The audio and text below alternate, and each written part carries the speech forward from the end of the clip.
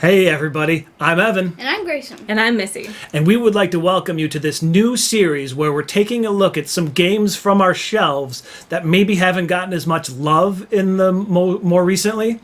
So we're going to go through them today and we're going to decide together if they're going to stay in the collection or if they're going to leave the collection. Mm-hmm. What do you guys think? Well, the first game up is cheese snatching. Yeah, cheese snatching, also known as Cussy Cloud, right? Mm-hmm. Yep, this is a very, very, very simple push your luck game where there's a mouse and a cat meeple that are like chasing each other around the house, and the house is represented by like these little room tiles with stacks of cheese on it. So it's a push your luck game where you're rolling the dice to see how far the cat moves and then how far the mouse moves, and if they don't end up on the same tile, you get to take the top cheese tile. Then you can either stop or push your luck and keep going.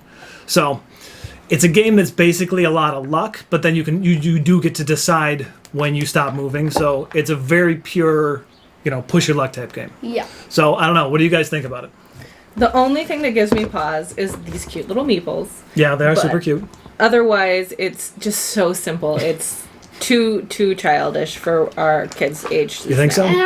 And I feel like that it's a little too luck, because the time we played it, like, everyone just the cat kept, like, getting on the mouse's space, or the mouse kept getting on the cat's space. Right. Mm-hmm. Right. You kept busting. Right. There are instances, right, where just you roll the dice one time and then, and then your turn's over, right? Yeah. Right. There's not much you can do to stop that. But I still kind of like it because the fact that it's so simple and so quick and also so cute because most Haba games are like cute games, right? Mm-hmm. So I don't know. What's the verdict? Well, I say go. I also say go. I would, as much as I would love to keep this game, I guess I'm going to go with everyone else and say cheese snatching is leaving the collection. Mm-hmm. Yeah, it would go to a family that has younger children much better than ours. Yeah, I do enjoy the game though. It is still a fun game, but there's other things. Mm-hmm. So, yep. All right. The next one is, what is this, Grayson?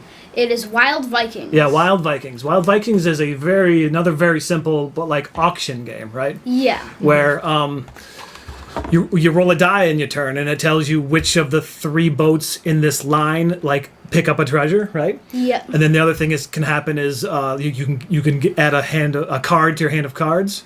For everyone, though. Right, everyone gets it, right? Mm-hmm. Or you can, or the ship goes to the port. So when the ship arrives at the port, it's the one. It'll be the one that's closest to the port when you, because they're like in a line, right? Mm-hmm. So, and when it arrives, then the auction phase starts, and everybody like bids like the cards in their hand that are the matching color to like get the treasure that's in that boat. Mm-hmm. So, and then once the treasure is cleared, somebody wins the auction. The boat goes to the end of the line. And it keeps going until all the treasures are gone. Mm-hmm. Mm-hmm. What do you guys think?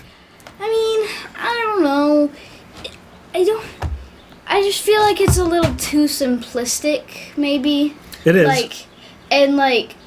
It's just like a little too, I don't know. I don't enjoy it as much as some other games. Okay. That's very true. I mean, when we last played it to see how we felt, I got all the cards for the ships that had no jewels on them whatsoever. And it was not, even though I had a couple wilds, it was just not enough to win auctions. So once again, it's just my luck was not there in the drawing cards. Yeah, I get it, because it's basically based on like the cards that you draw, which you don't know what you're going to draw, and then you don't know what die is going to get rolled, like which ship is going to have the most treasure, and maybe the ones that you have in your hand or not. Yeah. Mm-hmm. So it's really luck based, but however, I think it's a good game. It is a good game for smaller kids, where like it teaches you how to like manage the cards in your hand and like do an auction, right? How to successfully do an auction. Mm-hmm. Know when to like bid high or bid low based on the amount of treasures you're going to get. Mm-hmm. Yep. So what do you guys think? I say go. I think it can go as well. Yeah, I think that's a pretty easy one to let go, but again, it's still fun. Like I enjoy playing it. It's just, once again, we've aged out of it. Yep. Yeah. Okay. All right, next one, Grayson. What's this? Ooga Ooga ooga. Yeah, Ooga Ooga. This one, it's you play as I don't know what you play as, Cavemen. but you don't actually play as the cavemen because that's because you're true. moving the cavemen. There's basically like this circle of like food, Yep. and there's two cavemen, and they go in opposite directions around the circle, and when they meet or touch, the game is over. But you're doing like a Yahtzee type thing where you're rolling the dice every time, and you always have to keep at least one. There's some that lock that don't do anything. The bones. Right. So like you wanna be able to move the the cavemen to the higher point food Yep. and avoid the ones that are negative points. Which are the smelly caterpillars. Yeah, they're smelly caterpillars, which You don't want to eat those. Yeah, nobody wants to eat them. Might be poisonous. Who knows? Yeah, maybe. I don't That's know. why you're negating points. Yeah, maybe. So, but the idea is if both cavemen move, you have to take both tiles. But only one goes to you, Right. and you can give one to another. Right. Which means you could plan to get like a 3 point and a smelly caterpillar, and then you give the smelly caterpillar to someone else. Right, but again, it's hard to actually plan that because Yeah. you're rolling. You're at the mercy of the dice. So, but you can stop rolling if like you roll something good to start with, and that's basically it. There's some higher point monsters or dinosaurs or whatever they are in the middle that If you That's- roll three Yeah. of their symbol on the Dinosaur. dice, you can get them. you take them to front of you, but then somebody else can take them if they Yeah, roll you it, can so steal. they can move around the table. So yeah, I don't know. What do you guys think? Honestly, my rating is to keep this one. It's still really fun. Okay.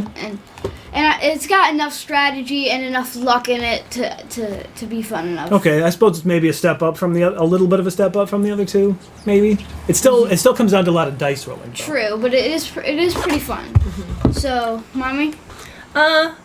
It's almost like, dice rolling in simplistic take that, whereas you give me the Kind of. smelly caterpillars, Grayson. But I think it can go, honestly. I don't see us playing it in favor of other games. True. So, Yeah, it's I up would to you, Daddy. honestly, I would probably say it goes 2 because while it is a fun game and it's a super fun game, I don't know how many times we're going to pull it off that shelf over there and True. like let's play this. True. So I don't know. What do you think? I think we all kind of have to be in agreement here because if one person really wants to keep it, then we're gonna keep it. So would you guess be you're- okay letting it go? Yes. Okay. I guess so. That would be fine. Because we have other things like King of Tokyo that use a similar dice mechanic, right? Yeah. I mean, the game itself is different, but it still uses the same idea for dice. So Yeah. yeah, okay. So Ooga Ooga. Oh. All right. Next Next. up, Brandon the Brave. Yeah, Brandon the Brave. All right, Brandon the Brave is an insanely simple game. Very. But the art is really cool, and the art kind of tells the story of the game itself. Yes. Because basically, there's just like a stacks of tiles, and all you have to do on your turn is flip one of those tiles and match up one of the sides. So like there's sides that like complete quests with the little X's on them there. And then what you do if you complete one of the quests by matching the X's is you get rid of one of your little quest tiles and you flip it over and it'll say like you rescued the princess or Yeah. you chased away the giant or you fought the dragon or whatever. And that's it. All you got to do is get rid of all of your tiles and whoever does that first wins. So really there's a lot of luck when all you're doing is flipping a tile. Yeah. You don't know what's on it. So what do you think, Grayson? Well, when I played, I literally got 0 things out. Yeah, you So did. I'd say it's a little too luck based. Yeah. Like really luck based.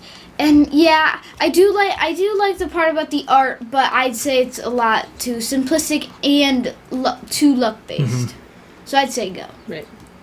I think it's a good starting matching game for little children, but it's Sure. definitely we've aged out of it. Yeah, absolutely. But again, I still like it. I Yes. still like I would play it Yes. with at any time. Yes. Well, I mean, probably not with just adults, No. Yeah. but like if there was like some younger kids involved, it's a great game because we even kind of turned it into like a storytelling game where it's like you look at the art on the tile, you look on the quest you just completed, and like, oh, this giant was going to smash this house, and now you stopped him. You know Yeah. that kind of thing. So it worked really well for like creatively. Like to tell a story. Yes. When the kids were like much younger, but yeah, Yeah. I think there's no question about Brandon the Brave. Gotta go. Out. All right, and then the last one for today is Dragon's Breath. called Dragon's Breath. Yeah. All right, so Dragon's Breath is a strange game because basically you're playing as dragons who find like crystals in an ice, That's just, a column of ice. yeah. So thematically, it's kind of weird, but basically, like there's these plastic rings that you stack up in the middle of the board. And inside those plastic rings are a bunch of gems. Right. So then you dump all the gems inside the plastic rings. So then every turn, the first player We'll pick this like their gem tile. chooses which one. Yeah. What color? happens is that when you pull off the ring, you when the gems fall, whichever colored gem tile you picked, the You score that. You keep those and score them. Yeah. You keep those colors. Right, so All that- other ones will either go to the other players but I mean, depending on player count, there might be one or two that's like not Right, not so picked. that's what you're doing on your turn is you're just taking a ring off, and you can take it off as gently as you want, or as like crazily as you want to see how many gems fall out. And all you do is you just take your color, and the most the person with the most gems at the end of the game wins. After like I don't know 8 rounds or whatever. Yep. So Grayson, what do you think? So I would say keep because it's a really fun like little dexterity game where you can like decide should I like take this off pretty carefully or should I take it off crazily? And then the dexterity part comes in when like, okay, I'm gonna take this off carefully, but you have to really try to do that, and like it's a really fun little dexterity game, and also a guessing game too. Right, but then you never know, right? It's like sometimes it looks like there's a bunch that are gonna fall, and then like none fall, and you don't get any points. Yeah. So I don't know. What do you think? I think it has one of the cutest first player markers. Yeah, super there cute. is the Dragon Daddy. But yeah, I think it's just a little too simple for us anymore. And nowadays with the older the kids are, they can try to manipulate it maybe a little too much for the rings.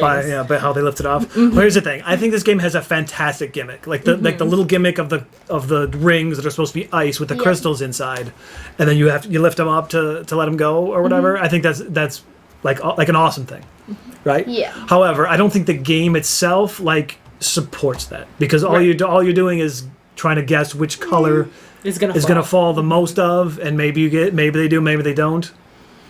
So, Yeah. I don't know. I'm going to go ahead and say that I don't think we need to keep Dragon's Breath. I think maybe it's a little too simple. I don't think there's enough of a game there beyond like the gimmick of the crystals in the rings at the end. So, I don't know. What do you think? I think it's fun for little kids, and Sure. I don't think we need to keep it. Yeah, I guess I agree. You sure? Yep. Okay. All right. Well then. We had 5 Haba games that we looked at today. All 5 of them are leaving the collection. Grayson wanted to keep a couple of them, but I guess we talked him out of it. Yeah. So I hope you enjoyed this episode here, and hopefully we'll be doing some more in the future as we pull some games off the shelf and play them and think, well, not sure if we're going to be keeping this one. So Yep. Yeah. Well, I guess we'll see you next time and see if we keep or get rid of some games. all right, thanks for watching, and check the comments down below and comment and see if maybe we made some mistakes and we should be keeping these anyway. So And also, don't forget to check out the other series where we count down our top 3 games of every letter in the alphabet. yeah, nice plug there, Grayson. All right, everybody, see you next time.